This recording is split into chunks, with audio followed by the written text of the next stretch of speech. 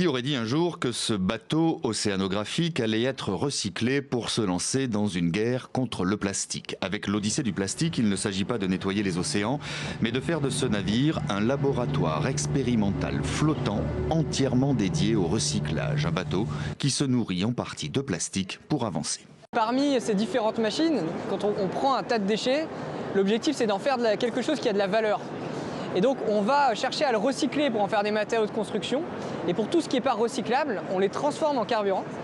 Et ce carburant va être utilisé directement dans les moteurs qui seront sur le bateau pour pouvoir le tester, améliorer et puis utiliser cette énergie-là pour le bateau et pour toutes les autres machines qui vont être à bord. Et malheureusement, par les temps qui courent, pour trouver du plastique, il n'y a qu'à se baisser. L'autre objectif de ce périple est de tester, d'innover dans de nouvelles techniques de recyclage et de mettre ce savoir-faire à disposition gratuitement dans chaque escale, tels les cailloux du Petit Poucet que l'on sème. Parce que le bateau n'est qu'un outil, c'est l'ambassadeur. L'objectif final, ça va être de répliquer tout ce qui se fait à bord du bateau et de donner les clés, puisque les solutions sont open source, il n'y a pas de brevet derrière.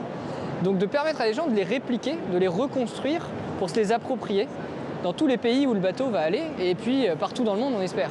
Et jamais peut-être le terme de chaîne de recyclage n'aura jamais aussi bien porté son nom. Une fois sa rénovation terminée et tout repeint de bleu, le navire prendra la mer dès l'automne prochain avec dans un premier temps plusieurs escales prévues en Méditerranée.